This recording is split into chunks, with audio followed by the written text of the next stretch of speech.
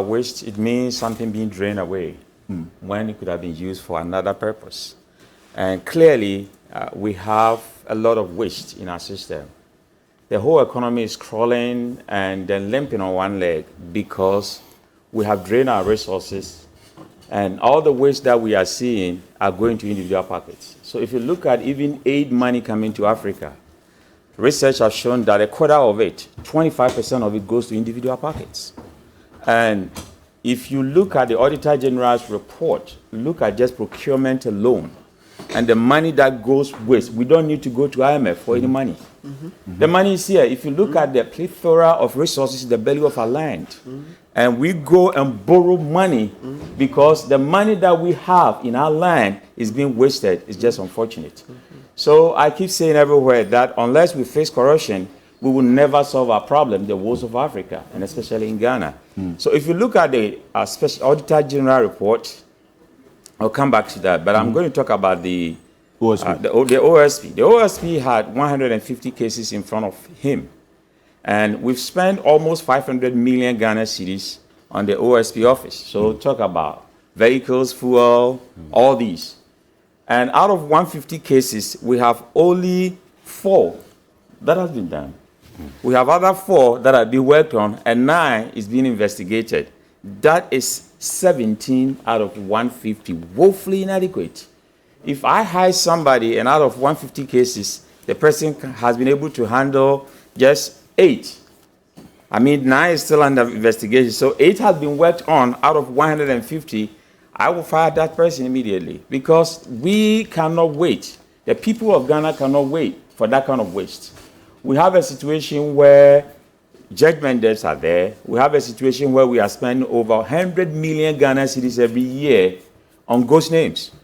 Ghost names are supposed to be with the dead people, not with the living. And yet, we keep getting money for ghosts.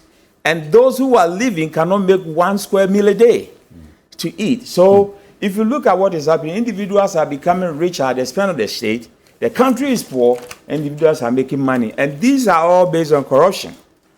So the simple definition of corruption is the use of public office for private gain. And unfortunately, there are a lot of individuals who are using their public office for private gains. The Special Prosecutor's Office have the mandate to prosecute these individuals. And most of them have not been prosecuted. I was sad to see Martin Amidu come out last week to say that his life is in danger because some agents are trying to be after his life. Now we know what happened to Domolovo, the former Auditor General. Let me educate the public to know that, look, these public officers who have decided not to go with the political class, they are protecting the public funds. So when issues like this comes up and the Auditor General comes with a report to say that these irregularities exist and people are after their life because they are trying to protect our money and the citizens are not trying to back up with them, then Houston will have a problem. Okay. So when these situations happen, I expect the citizens to support these individuals because they are there to fight for us. Other than that, those public officers who are draining our resources and going waste, and the waste is not just going on the floor, it is going to their pockets. So their families are becoming richer, and the ordinary Ghanaian is becoming poorer. So how do you measure the efficiency of the Office of Special Prosecutor? Is it on the basis of the number of prosecutions made? Just on that, with that parameter, or there are other parameters that you're using to measure the impact and efficiency of the OSPs? That is an interesting question that you are asking. Let me ask you, how do you measure efficiency of a journalist? How do we measure an efficiency of a musician? Not by the number of shows that the musician conducts, and then the number of attendance. So we can see that if a Nigerian artist is able to fill a park of 40,000, then that's an efficient way of doing his or her job. As a journalist, you are supposed to probe questions and get the right answers for us. That means you're doing your job. What is a special prosecutor's job? They have 4 mandates. They are supposed to investigate public crimes, or special cases. They can prosecute those cases. They are supposed to investigate those cases, and they can also retrieve funds for us. Ask yourself, how many funds have they retrieved for their citizens? I know in the case of this La Bianca and the GRL, some monies have been paid. Yes, but yes, but how much was paid? Yeah. Yes. In this Did La you see the Bianca case. procurement infringement where somebody was able to sign a contract for 100 years? But at least it's prevented the payment of several other monies. And Yes. Then, Okay, so I'll come to you on this. I want Prof. Yes. Conclude your point. So there are some monies have been retrieved, but that is also woefully inadequate. Looking at the number of money, the amount of money, quantum of money that is sitting in individual pockets. We know about the PPA issues there. We know about the National Service. We know about the NAIP.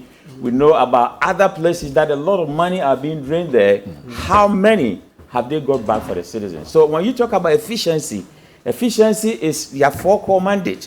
Are they executing them? No, they are not.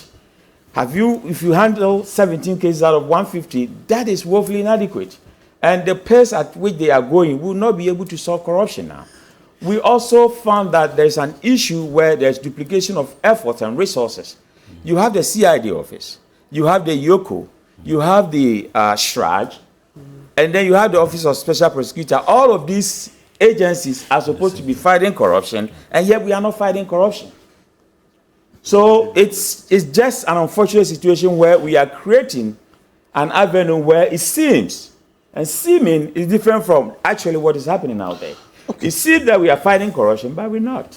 Okay, so you talk about the pace. Okay, now speed is not really one of the very strong measures of efficiency, because in most cases, especially in the court of law, you would not want to, as Lawyer Matikbebo and other lawyers will argue, sacrifice accuracy for speed. And so would you go by those who also make the argument that the OSP cannot rush to go to court without a watertight, solid case to prosecute on behalf of the state, so that the processes of gathering evidence also contributes to the slow pace of some of these cases? Prof. Yes. Nobody's saying that we should sacrifice efficiency for speed, but there are a lot of variables in efficiency based on the mandate given to them. If you have 150 cases and only 4, so look at it. If I've been given a mandate at my job as a professor that you're supposed to bring, we have this strategy, and these are the benchmarks that you're supposed to achieve them. And within that time frame, you've not been able to execute. Look at 4 out of 150. Add another 4, and then 9 that is being investigated. To be so generous, I've made it 17 out of 150. So it's not about the speed. Even those that have been worked on the 4, what is the result that we are getting? Not many. Not many money has been retrieved. Not many results have been got. They are all dangling out there. So we can find a clear case to say that the mandate given to them, they have not been able to execute their job to the satisfaction of the citizens. And that is clear from the statistics.